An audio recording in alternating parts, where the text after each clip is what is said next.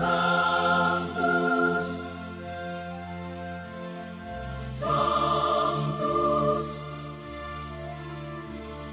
Sanctus Dominus Deus Sabaoth.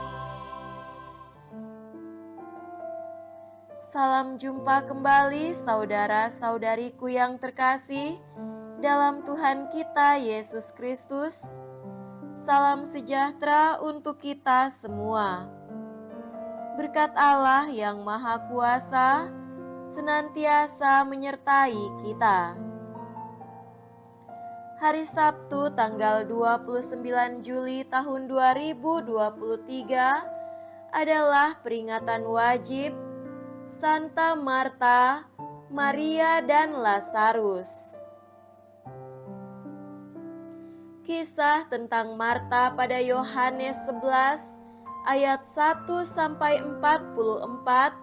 di dalamnya terungkap jelas bahwa Yesus amat menyayangi Marta dan Maria serta Lazarus saudara mereka. Ketika Yesus mengunjungi mereka sehubungan dengan peristiwa kematian Lazarus, Marta selaku adik Maria bertindak sebagai pelayan. Ia sibuk menyediakan makanan bagi Yesus dan rasul-rasul yang menyertainya. Sedangkan Maria kakaknya yang pernah meminyaki kaki Yesus dan menyekanya dengan rambutnya, duduk di depan kaki Yesus sambil mendengarkan sabda Yesus. Ketika Yesus mendengar kabar bahwa saudara mereka, Lazarus, sakit keras, Yesus berada di seberang sungai Yordan yang agak jauh dari Betania. Yesus pun tinggal 2 hari di situ dan kemudian pergi menghibur Maria dan Marta. Pada saat itulah terjadi percakapan penuh iman antara Marta dengan Yesus. Dari percakapan itu, terlihat bahwa Marta sungguh-sungguh percaya bahwa Yesuslah Mesias, Anak Allah yang datang ke dalam dunia. Marta adalah seorang wanita yang penuh iman, bersikap praktis, ramah dan rajin.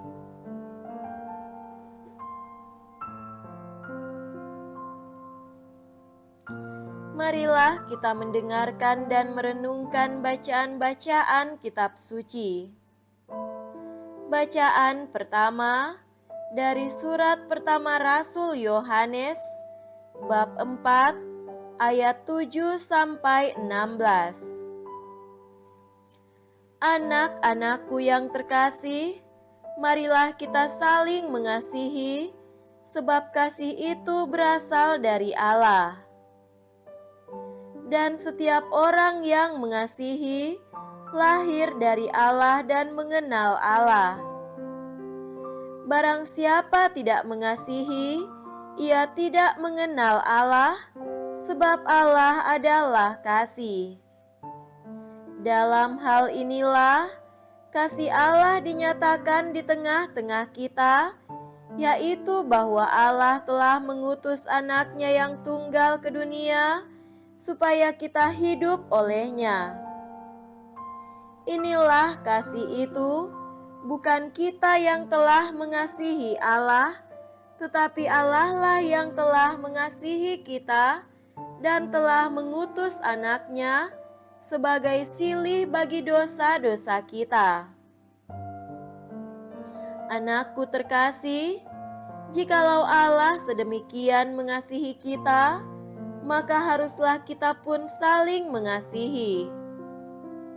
Tidak ada seorang pun yang pernah melihat Allah.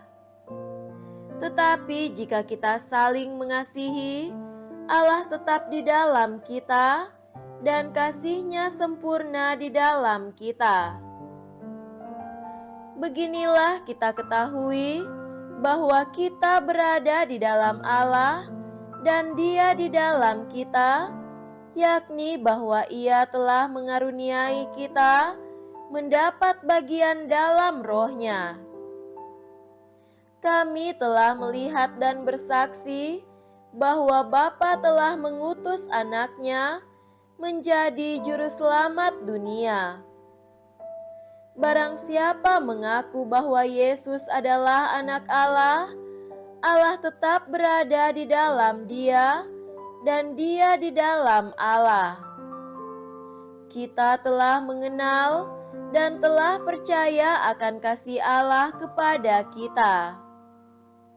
Allah adalah kasih, dan barang siapa tetap berada di dalam kasih, ia tetap berada di dalam Allah, dan Allah di dalam Dia. Demikianlah sabda Tuhan. Syukur kepada Allah.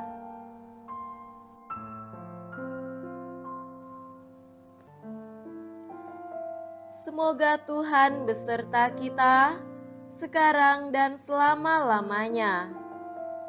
Inilah Injil suci menurut Yohanes. Dimuliakanlah Tuhan. Injil Yohanes bab 11 ayat 19 sampai 27. Menjelang hari raya Paskah, banyak orang Yahudi datang kepada Marta dan Maria untuk menghibur mereka berhubung dengan kematian saudaranya. Ketika Marta mendengar bahwa Yesus datang, ia pergi mendapatkannya. Tetapi Maria tinggal di rumah. Maka kata Marta kepada Yesus, "Tuhan, sekiranya Engkau ada di sini, saudaraku pasti tidak mati. Tetapi sekarang pun aku tahu bahwa Allah akan memberikan kepadamu segala sesuatu yang engkau minta kepadanya." Kata Yesus kepada Marta, "Saudaramu akan bangkit." Kata Marta kepadanya, "Aku tahu bahwa ia akan bangkit pada waktu orang-orang bangkit pada akhir zaman." Jawab Yesus, "Akulah kebangkitan dan hidup. Barang siapa percaya kepadaku, ia akan hidup walaupun sudah mati. Dan setiap orang yang hidup serta percaya kepadaku tidak akan mati selama-lamanya. Percayakah engkau akan hal ini?" Jawab Marta, "Ya Tuhan, aku percaya bahwa Engkaulah Mesias Anak Allah, Dia yang akan datang ke dalam dunia." Demikianlah sabda Tuhan. Terpujilah Kristus.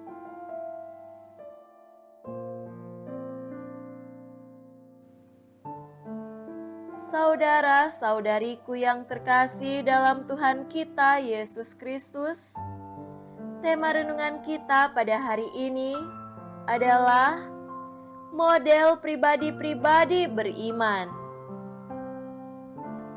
Pada hari ini, kita merayakan peringatan ketiga pribadi perjanjian baru, yakni Santa Marta, Maria, dan Lazarus.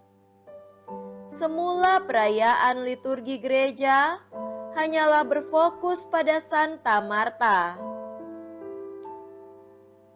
Namun sejak tanggal 2 Februari tahun 2021, Paus Fransiskus menambahkan saudari perempuannya, Maria, dan saudara laki-lakinya, Lazarus, ke dalam perayaan liturgi Gereja Katolik Ritus Latin, sebagaimana yang tertulis dalam sebuah dekrit Kongregasi Ibadat Ilahi yang ditandatangani oleh Kardinal Robert Sarah selaku Ketua Kongregasi Ibadat Ilahi. Kisah tentang ketiga pribadi ini nampak pula dalam Injil Lukas bab 10 ayat 38 sampai 42, Injil Yohanes bab 11 ayat 1 sampai 44. Pada hari ini kita mendapatkan teks singkatnya yakni Yohanes bab 11 ayat 19 sampai 27. Kalau dalam Injil Lukas bab 10 ayat 38 sampai 42, Maria ditampilkan keunggulannya dalam sikap mendengarkan Yesus dengan penuh kesungguhan hati, sementara Marta adalah sosok seorang pekerja yang mau melayani.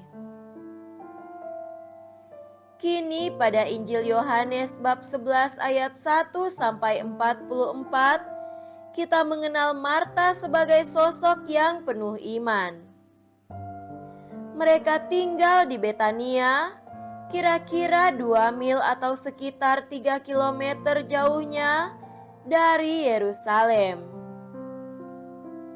Pada saat Lazarus sakit, Maria dan Marta memberi kabar kepada Yesus, namun Yesus datang 2 hari sesudahnya dengan maksud tertentu agar para murid memiliki kepercayaan yang lebih besar. Amat menarik pada saat Yesus datang, Marta langsung menjemput Yesus, sementara Maria tinggal di rumahnya. Perkataan penting yang ditanyakan Yesus kepada Marta, "Saudaramu Lazarus akan bangkit." Dan inilah jawaban Marta, "Ya Tuhan, aku percaya bahwa Engkaulah Mesias Anak Allah, Dia yang akan datang ke dalam dunia." Sementara itu Maria menyusul dan tersungkur menangis, seraya berkata, "Tuhan, sekiranya Engkau ada di sini, saudaraku pasti tidak mati." Saudara-saudariku terkasih, iman kepercayaan Marta dan Maria amatlah dalam. Keyakinan mereka akan kemahakuasaan Yesus amatlah besar. Dan itu mengerjakan karya besar dalam diri keluarga mereka, yakni Lazarus saudara mereka itu dibangkitkan. Kita orang Katolik hendaknya memiliki iman yang besar kepada Yesus, karena kerap iman kita hanya beriman sebatas pemahaman ala kadarnya atau sebatas praktek liturgi di gereja dan peribadatan di tempat-tempat tertentu. Kepercayaan akan Yesus semestinya menjadi pengalaman hidup yang sungguh dialami dan menjadi pengalaman pribadi.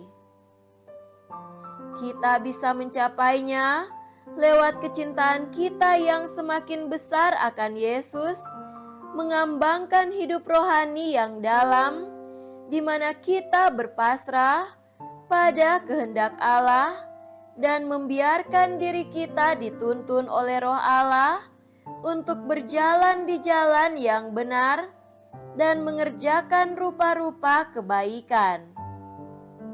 Di sana kita akan melihat kuasa Allah dalam hal-hal sederhana hidup kita. Semoga demikian. Amin.